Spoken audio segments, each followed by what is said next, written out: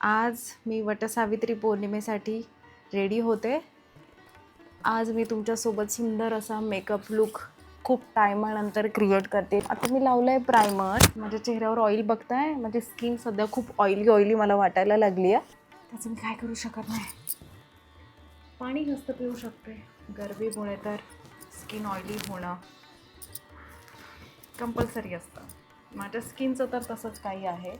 जसं वातावरण बदलतं तशी माझी स्किन बदलते. तर प्रायमर मी आधी अप्लाय केलं आहे. त्याआधी मी सनस्क्रीन मॉइश्चरायझर लावून बसले होते, जे की मी फेस वॉश केला की ते कंपल्सरी असतं, म्हणून मग मी आधीच ते लावलेलं. आणि आता डिरेक्टली तुमच्यासमोर मी प्रायमर लावलं. ठीक आहे. त्याच्यानंतर मला यूज करायचं आहे मेकअप सेटिंग स्प्रे. ठीक आहे. आधी मी वापरते, म्हणजे मी 2दा मेकअप सेटिंग स्प्रे यूज करते मेकअप करताना. हे सुकू द्यायचं, नाहीतर लगेच एकावर एक धपधप गोष्टी अप्लाय नाही करायच्या.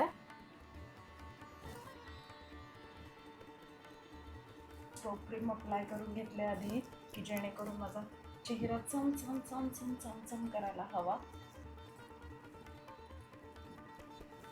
आता मी अप्लाय करते फेसेस कॅनडाचं फाउंडेशन. कसं लावणार, थोडं लावूनच मी डॅब करून घेते. इकडे थोडंसं, बाकीकडे थोडं. मेन तर इथे.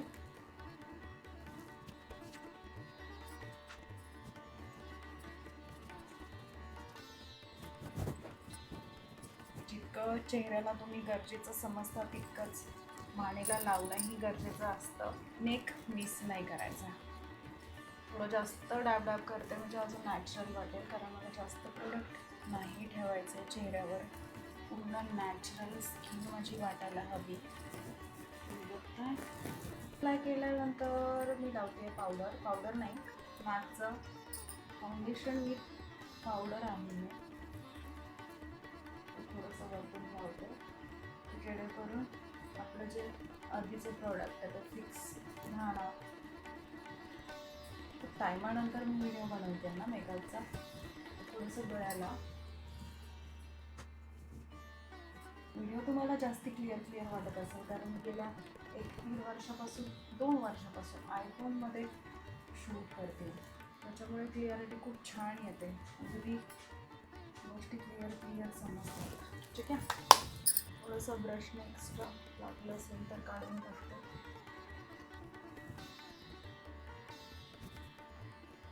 खूप टायमानंतर मी असं कॉन्टोर करते. जेवणात बदल केल्यामुळे थोडे शार्प दिसायला लागले आणि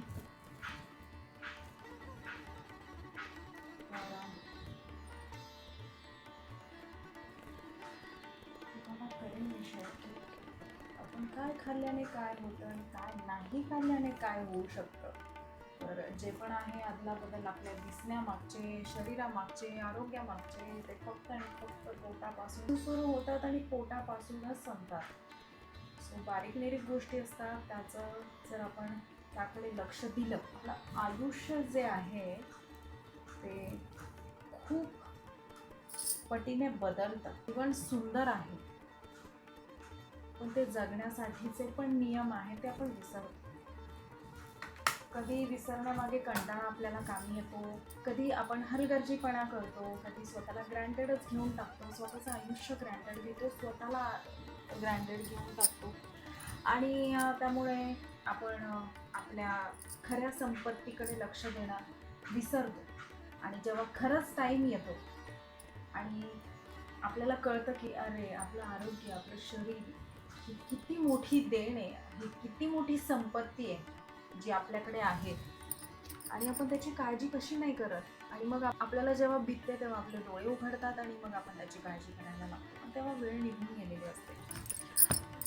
पण बेटर हेच ना की आपण टायमिंगवरच समजलो तर आपलं आयुष्यही सुंदर जाणार, आणि मग आपल्यावर डिपेंड जे लोक आहेत त्यांचंही आयुष्य सुंदर राहणार. कारण कुठे ना कुठे ते आपल्यावर अवलंबून असतात. आपल्या लाईफमध्ये आपली फॅमिली आपल्यावर डिपेंड असते. आपलं मूल म्हणावं, आपला जीवनसाथी म्हणावं, त्यांचं आयुष्य आपल्यावर असतं. आणि आपण जर का आपला स्वतःकडे हलगर्जीपणा केला तर कुठे ना कुठे ते पण सफर करणार आपल्याला घेऊन. त्याच्यामुळे आरोग्य ही खरी संपत्ती आहे. जर का सुखी जीवन जगायचं असेल तर त्याकडे लक्ष देणं खूप जास्त गरजेचं आहे. आणि म्हणून जगातले कोणतेही काम असू दे, कितीही गरजेचं असू दे, पण शरीर निरोगी ठेवणं शरीरापेक्षा जास्त इम्पॉर्टंट या जगात काहीच असू शकत नाही. जेवढं मी तुम्हाला सांगतेय तर त्याच्यातले काही पर्सेंट तर मलाही समजायला पाहिजे. असं नाही आहे की मला खूप समजलंय मग मला ज्ञान देते असं नाही. मला पण या गोष्टी समजायला हव्या. बऱ्याचदा होतं की माझंही दुर्लक्ष होऊन जातं स्वतःकडे. बऱ्याचदा असं होतं की आपण उद्यावर ढकलतो गोष्टी. उद्या उद्या ठीक आहे, उद्यापासून तो उद्या कधीच येत नाही. म्हणून बोललं गेलंय की कल करे सो आज कर, आज करे सो अब. ते उगाच नाही बोललं गेलं. जे होणार ते आत्ता होणार. उद्याच्या भरोशावर काहीच नाही होणार. म्हणून आत्तापासून करायचंय, लगेच करायचंय. आणि आळस झटकला की सगळं होतं. तर ह्याच गोष्टी थोड्याशा मी पण मनावर घेऊन स्वतःकडे लक्ष देते. आणि मग जेव्हा आपण स्वतःकडे लक्ष देतो, स्वतःवर प्रेम करतो, जीवन खरंच आपल्याला सुंदर वाटायला लागतं. आणि मग जेव्हा आपण खुश असतो तेव्हा आजूबाजूचे लोकही खुश असतात, जे आपल्यावर डिपेंड असतात, आणि त्यांनाही अल्टिमेटली त्यांचं लाईफ सुंदर वाटायला लागतं. गाईज, मला एक सांगा, मी आय शॅडोज अप्लाय करू की नको? लावते यार, मग नाही करते आता टाईम नको जायला. आय शॅडो लावते, डेटाबेस लावते, लावते, आर्टवाला लावते करून.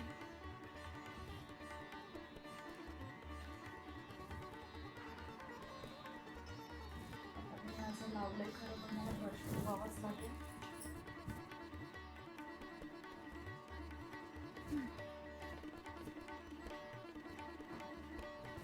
ठीक आहे,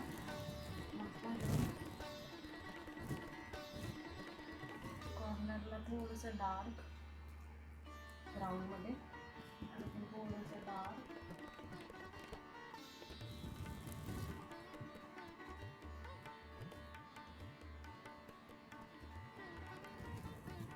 काजल, थोडंसं डार्क शेड घेते.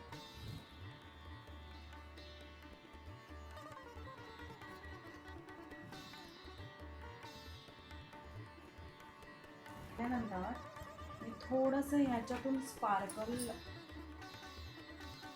पिक करणार. माझ्यामध्ये हा शेड जातो माझ्या ब्लाऊजला आणि लुकला घेऊन. थोडंसं स्पार्कल असं घेणार. आय बॉलच्या एक्झॅक्ट असं मिडलला वरती आय मिडवर लावणार.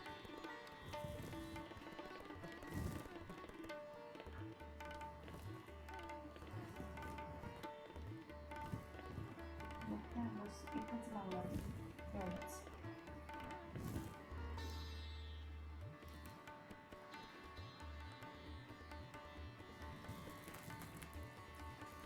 डन. काजळ लावणार.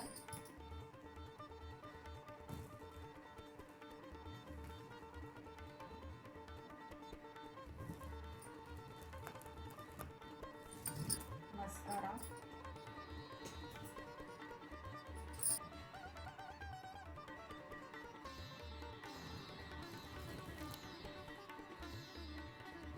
लॅशेसना घेऊन मी खूप ब्लेस्ड आहे. म्हणजे मला दॅटची एवढी देण आहे ना लॅशेसना घेऊन. सो मस्कारा अप्लाय केल्यानंतर ते अजूनच इन्हॅन्स होता. आता मी स्प्रे करते, सॉरी ब्लशर अप्लाय करते.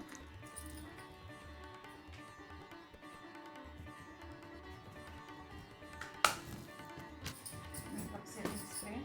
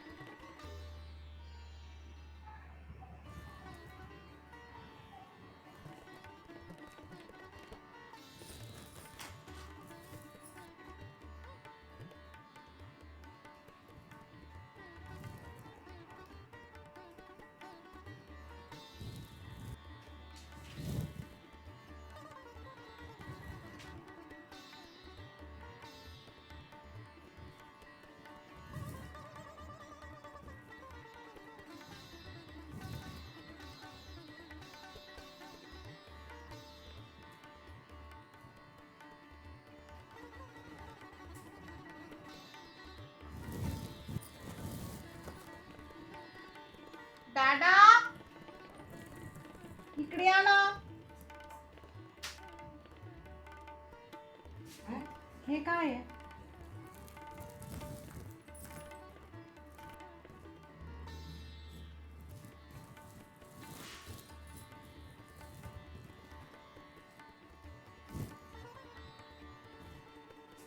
हे पॅक करता येईल का? पॅक आहे डायरेक्ट बरं का. पॅक आहे. ते कसं काढायचं? नाही ना, गोल पण नाही करत, खेचून पावता. असं खोललं. बघू.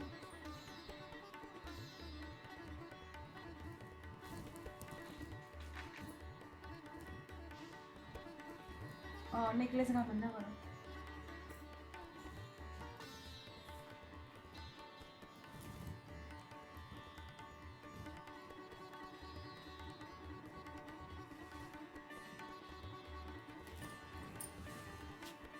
लूज झालं का? पॅक करा. अजून पॅक कर.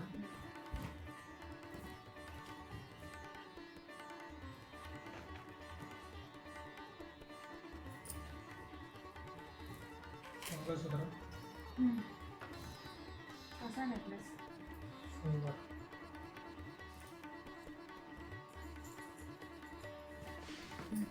20 मिनिट लागतील.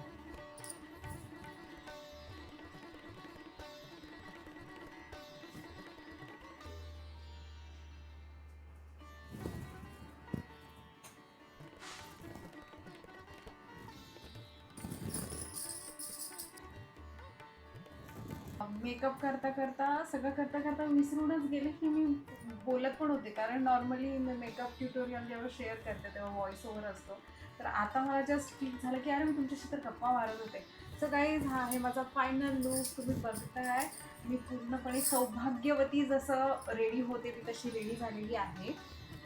आणि तुम्ही बघताय इयर कप्स म्हणजे सगळी ज्वेलरी मी वेअर केली आणि हा माझा फायनल लुक आहे. आणि मी या साडीच्या प्रेमात पडली. म्हणजे कधी कधी होतं ना की आपण एखादी साडी नेसतो आणि त्याच्यानंतर ती काढायचं आपल्याला मनच करत नाही, इतकं मी प्रेमात पडली या साडीच्या. म्हणजे जो लुक आहे आणि गाईज मी काय सांगू, माझ्याकडे वर्ड्स नाही या साडीसाठी. एवढी छान चमचम चमचम करते या साडी आणि जे कॉम्बिनेशन आहे ब्लाऊज आणि साडीचं अप्रतिम जुळलेलं आहे.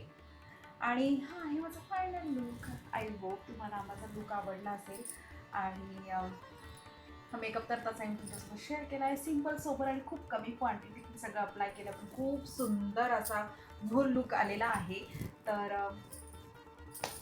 Thank you guys.